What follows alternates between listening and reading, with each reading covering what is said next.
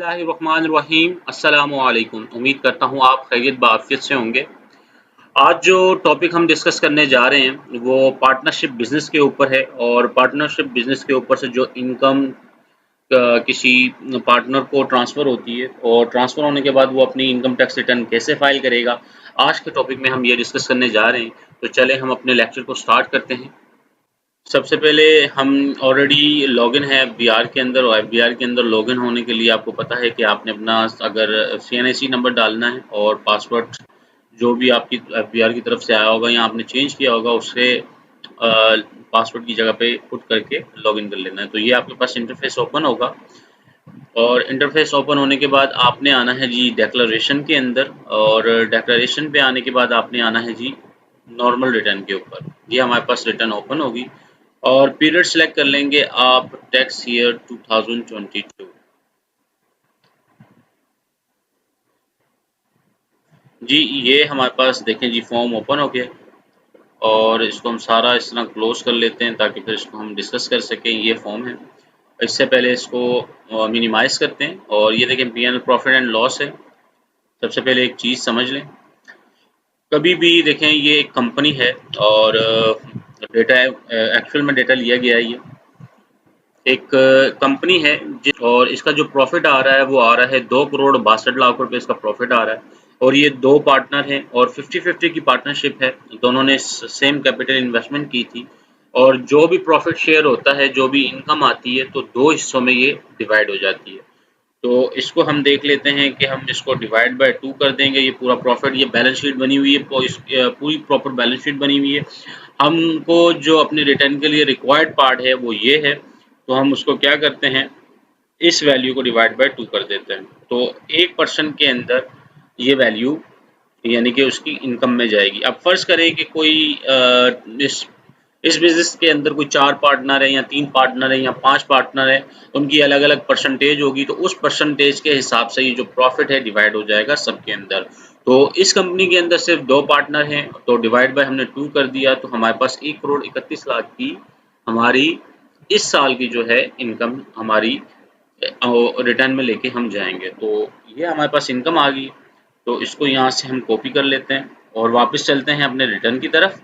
और रिटर्न पे आने के बाद हमने क्या करना है, ये देखें ये बिजनेस के हेड पे आना है। बिजनेस के हेड पे आने के बाद हमने अदर रेवेन्यू, बिजनेस के हेड पे आने के बाद अदर रेवेन्यू के बाद देखें इधर क्या लिखा है, शेयर इन टैक्सेबल इनकम।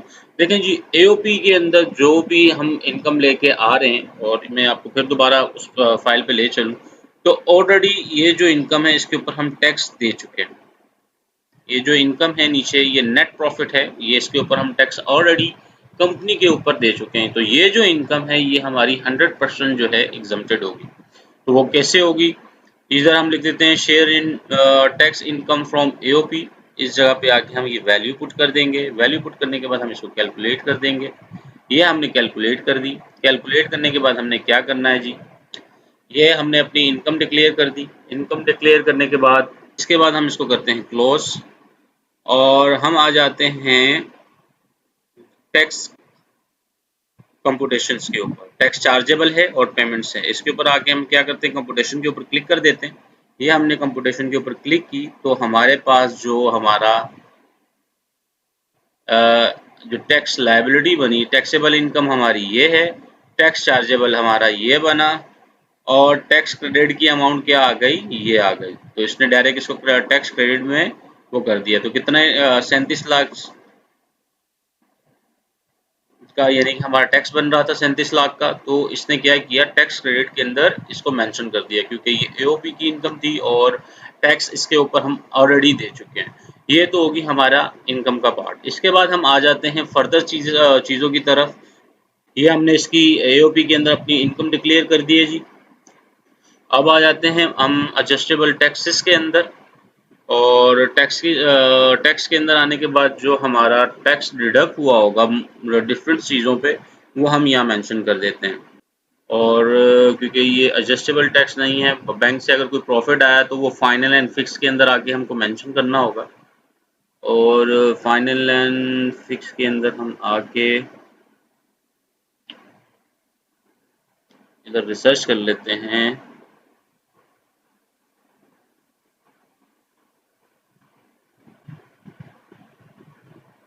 ये आ गया जी, profit on debts under section 7B amount not exceeding 5 million. इससे पहले क्या करते थे हम, अदर सोर्स में आके रसीद एंड डिडक्शन के अंदर आके इस जगह पे ये कॉलम होता था। अगर आपको याद होगा तो प्रॉफिट ऑन डेब्ट्स के ऊपर ये कॉलम या नीचे कॉलम आता था। अब क्या किया है कि इधर सिर्फ प्रॉफिट ऑन डेट जो है 5 मिलियन से ऊपर की जो अमाउंट होगी वो यहाँ कंसीडर होगी, बाकी जो है वो इस जगह पे आ जाएगा फाइनल एंड फिक्स के अंदर। ठीक है जी, फाइनल एंड फिक्स के अंदर आगे हम और सर्च कर लेते हैं दोबारा से। ये जी, तो यहाँ आके हम लिख लेते हैं जो आपका बैंक होगा।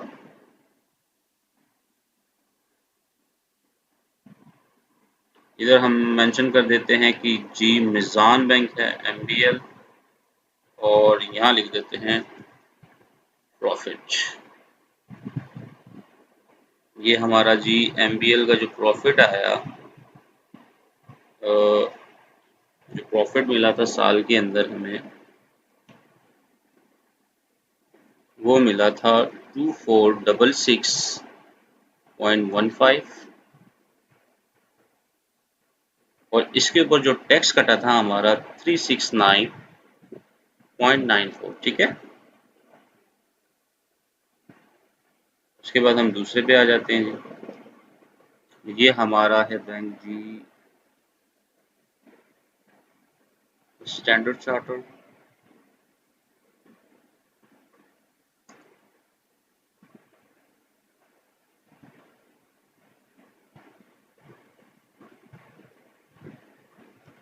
ठीक है जी, स्टैंडर्ड चार्टर्ड आ गया, और इसके ऊपर हम लिख देते हैं प्रॉफिट।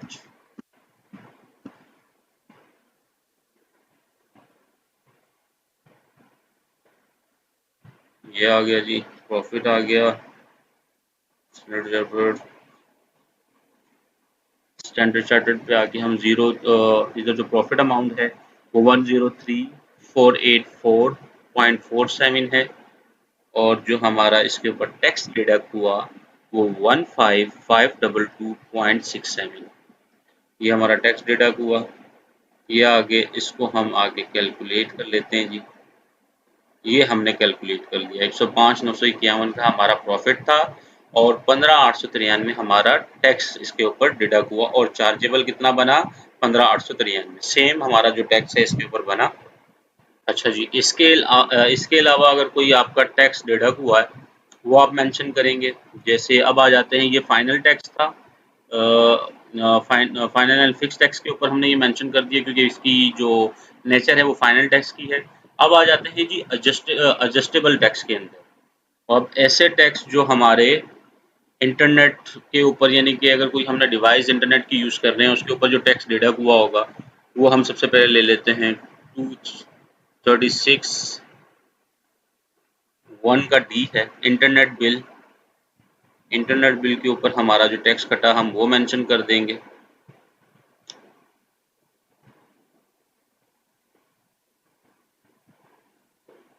और यहाँ हम लिख देते हैं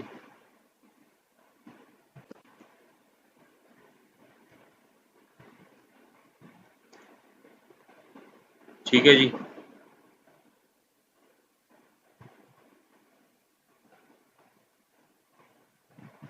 ये आ गया, यहाँ पे हम अमाउंट मेंशन कर देंगे।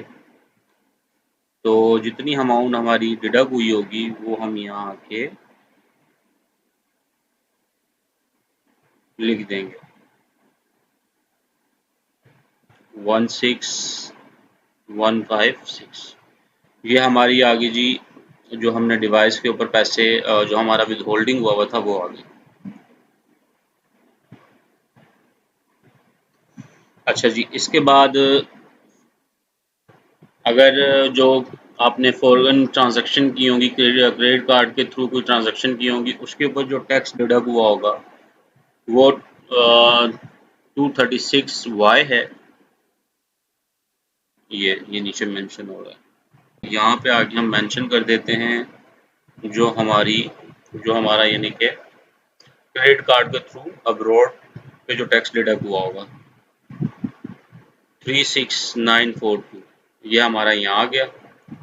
और इसके बाद जो है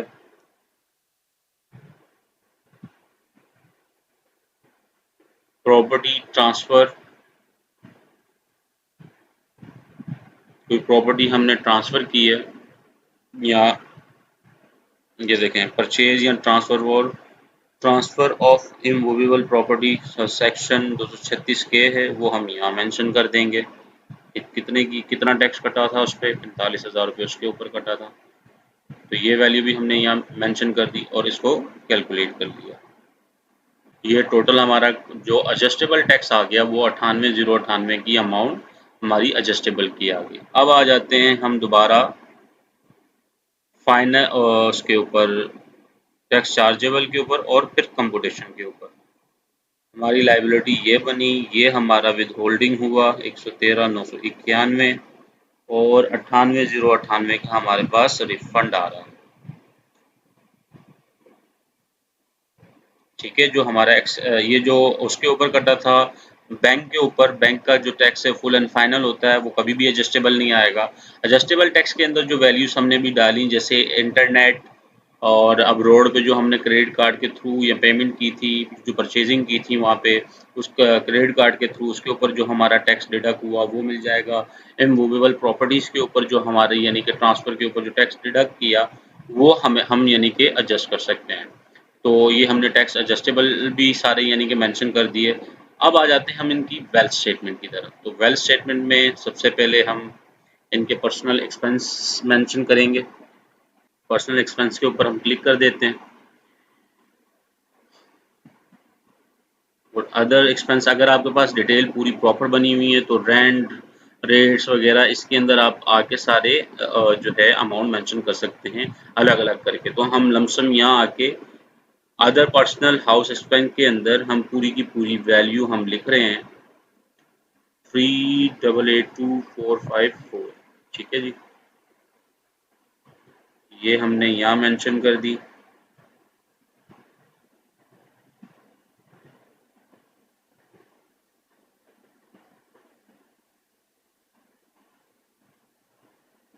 और जो टैक्स का अमाउंट डिडक्ट हुआ था वो हम यहाँ मेंशन कर देंगे 113,992। ठीक है जी, ये हमने यहाँ मेंशन कर दिया। टैक्स की जो अमाउंट थी वो हमने यहाँ मेंशन कर दी। ठीक है,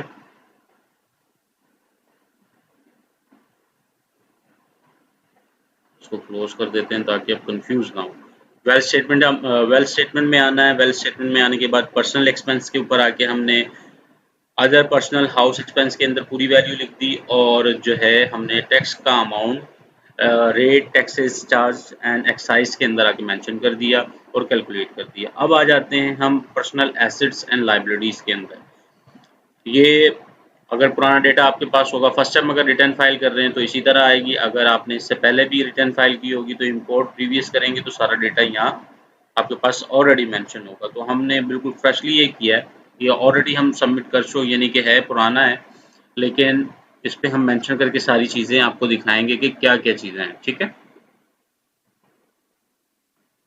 कि कैसे करनी है और अगर जो फर्स्ट टाइम करेंगे उनके लिए भी है और जो इससे पहले अपना रिटर्न फाइल कर चुके हैं उनके पास तो सारी चीज़ें यहाँ मेंशन हो रही होंगी। तो सबसे पहले हम आके देख लेते हैं कि हमारे पास अगर कोई प्रॉपर्टी है तो हम यहाँ मेंशन कर देते हैं उसको। उस प्रॉपर्टी का पूरा नाम लिखेंगे जैसे प्लॉट नंबर 203 और DHA फेज 9, ये आपने मेंशन कर दिया। ठीक है, मेंशन करने के बाद आपने वैल्यू लिख दी जितने की होगी वो, यानी कि फर्ज करें कि उसकी वैल्यू है 5 करोड़ की।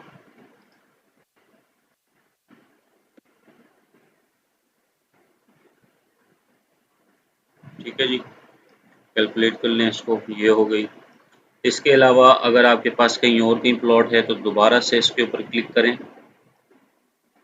प्लॉट का एड्रेस लिखें, प्लॉट नंबर 7-8 जो भी होगा, पूरा एड्रेस मुकम्मल लिखिएगा।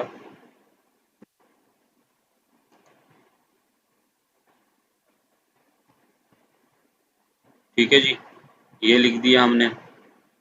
और इसकी वैल्यू है जी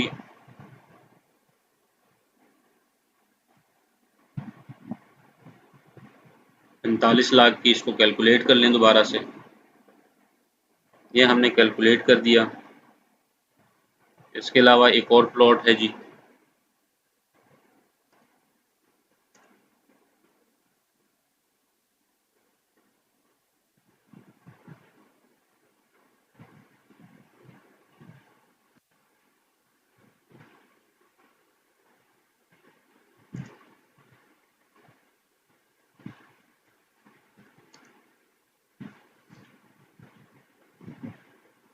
उसकी वैल्यू भी हम यहाँ मेंशन कर देते हैं।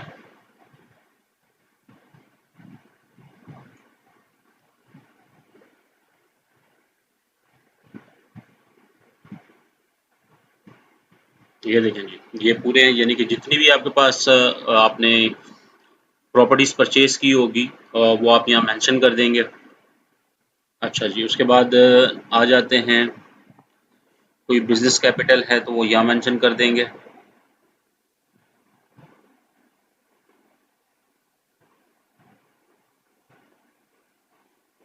Equipment, animal, any investor and the. अच्छा जी, यहाँ पे आके हम बैंक अकाउंट लिख देते हैं, बैंक अकाउंट मिज़ान। मिज़ान का हम बैलेंस लिख देंगे कि जो भी आ रहा होगा आपके पास।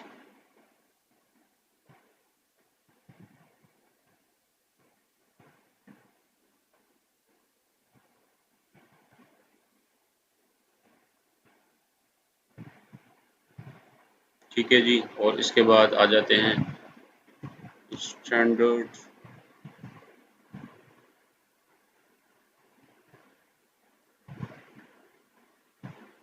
इस जगह पे आके जो आपके पास स्टैंडर्ड चार्टर्ड में यानी कि अमाउंट आ रहा होगा वो आप मेंशन कर देंगे।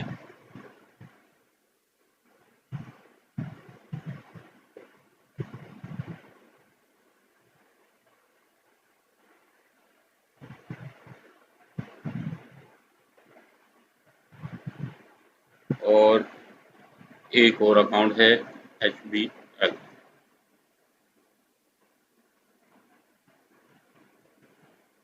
ठीक है जी, यहाँ पे आपके पास जो अमाउंट मेंशन, अगर 30 जून को जो वैल्यू आ रही होगी वो मेंशन कर देंगे। ठीक है, तो 30 जून को जो वैल्यू आ रही होगी वो आप यहाँ मेंशन कर देंगे। ठीक है, तो ये हो गई हमारे बैंक के बैलेंसेस हो गए सारे। उसके बाद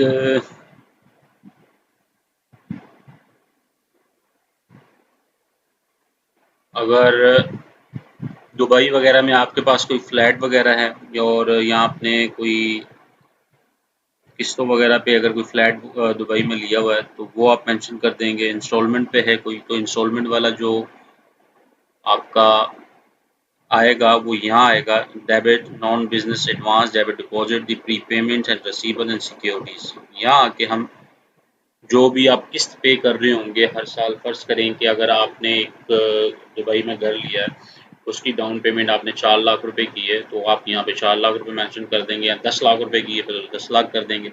जैसे जैसे उसकी आप पेमेंट करते जाएंगे तो इस जगह पे आप उसको उस वैल्यू को पुट करते जाएंगे, पुट करते जाएंगे, पुट करते जाएंगे जब तक कि वो कंप्लीट यानी कि पे ना हो जाए। ठीक है, तो इसको हम यहाँ पे आके इधर लिख देते हैं कि दुबई फ्लैट्स।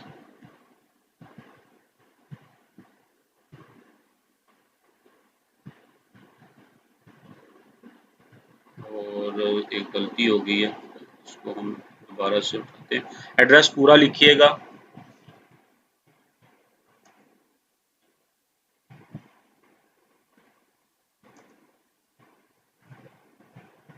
इंस्टॉलमेंट लिख देते हैं। ठीक है,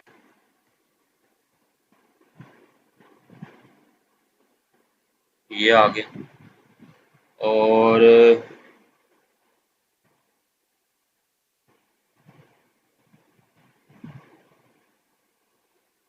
ठीक है, ये वैल्यू आ गई। और एक और है,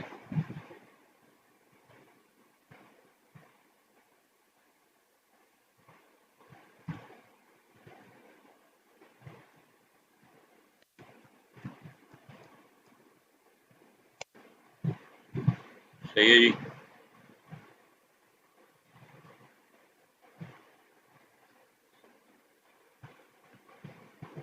ये एक दूसरी वैल्यू आ गई और इसको हमने कैलकुलेट कर लिया दोबारा से।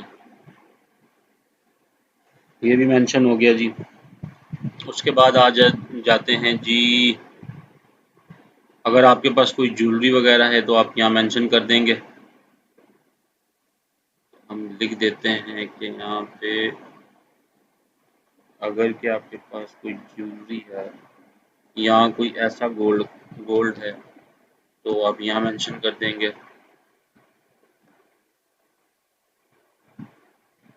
तो ये हम मेंशन कर देते हैं जितने की हमारे पास है जी।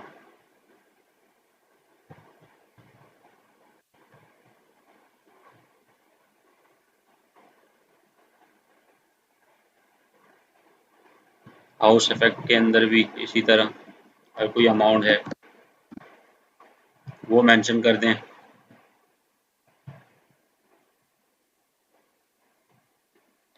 अच्छा जी, इसके बाद आते हैं जी any other assets.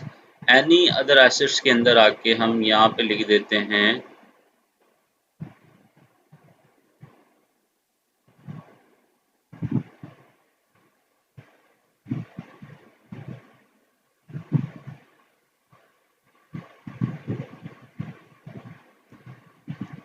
Sure in cheque and cheques total. ठीक है,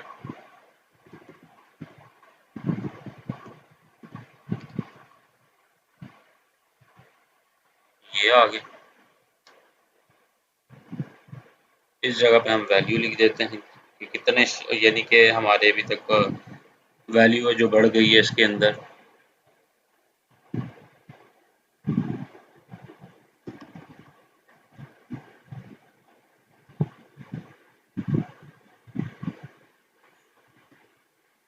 ठीक है जी, ये वैल्यू आ गई।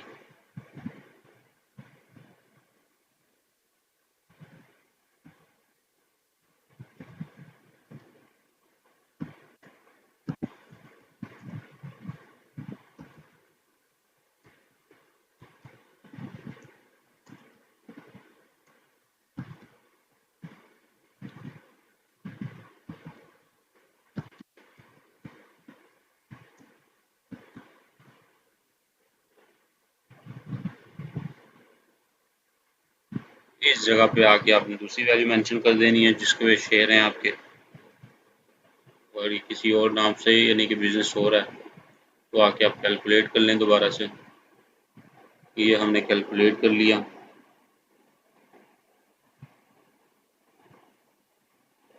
और इसके अलावा अगर कुछ और है तो वो भी आप मेंशन कर दें। कैश इन एंड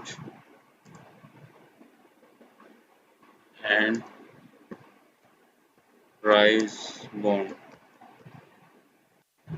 ठीक है,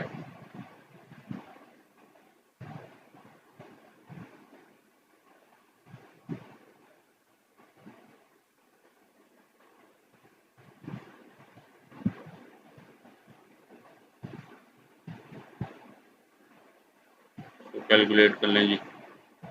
ये हमने कैलकुलेट कर लिया।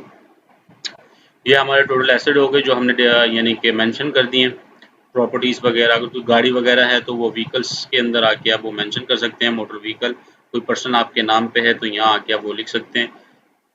ठीक है, इसके बाद आ जाते हैं हम रिकन्सिलेशन के ऊपर। सॉरी, इस जगह पे हम प्रीवियस में जो अमाउंट आ रही थी हमारी, अगर फर्स्ट टाइम कर रहे होते हैं जो डिफरेंस आएगा वो मेंशन कर देंगे, लेकिन उसकी प्रॉपर रिकन्सिलेशन होनी चाहिए। ठीक है, अब declare as per the normal tax या एग्जाम्प्ट, एग्जाम्प्ट के अंदर कौन सी वैल्यू आएगी?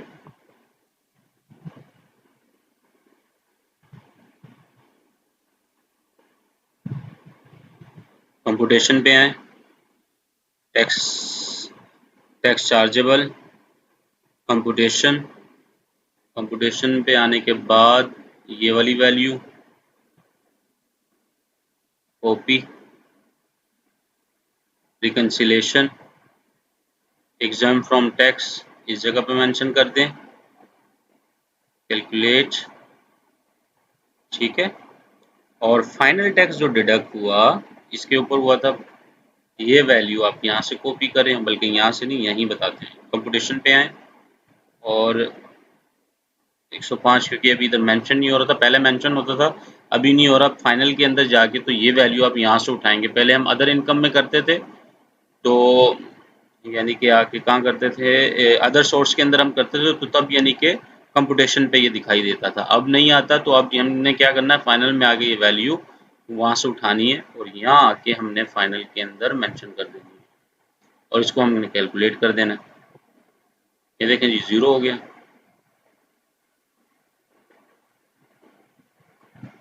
ये हमारा जो है पूरा का पूरा रिटर्न हमने फाइल कर दिया। ये किसके लिए था? ये उस शख्स के लिए था कि जो किसी पार्टनरशिप बिजनेस के अंदर उसका पार्टनर है, और उसकी रिटर्न हमने कैसे फाइल की है, कैसे फाइल होगी, कहाँ उसकी इनकम डिक्लेयर होगी, और वो जो पार्टनरशिप बिजनेस है उसके ऊपर जो टैक्स डिडक्ट कर हो रहा है एओपी के ऊपर, वो 100% टैक्स उसका डिडक्ट हो रहा है, और जो इनकम वो ले रहा है वो ऑलरेडी यानी कि उसके ऊपर टैक्स डिडक्ट हो गया, तो 100% उसका जो है टैक्स क्रेडिट से मिलेगा, क्योंकि वो हम जो उसका टैक्स था वो कंपनी के अंदर पे कर चुके थे। बाकी इसकी वेल्थ स्टेटमेंट भी मैंने आपको बता दी, पूरी 0 की हुई है, पूरी की पूरी यानी कि रिकन्सिलेशन हुई हुई है। इसके ऊपर पूरे का पूरा एक जवाब बनाया हुआ है, यानी कि अगर डिपार्टमेंट की तरफ से कोई भी नोटिस आता है तो इसका आपके पास एविडेंस होने चाहिए जो आपने वैल्यूज़ डिक्लेयर की हैं। और ये पूरी जिस तरह की ये फिगर आपको नज़र आ रही है, ये प्रॉपर बैलेंस शीट है पूरी की पूरी, उसकी बेस के ऊपर ये सारी वर्किंग हुई हुई है, ठीक है। और इस टॉपिक के हवाले से कोई भी आपकी क्वेश्चन या क्यूरी है तो आप मुझे कमेंट सेक्शन में पूछ सकते हैं। अपनी दुआओं में याद रखिएगा। अल्लाह हाफ़िज़।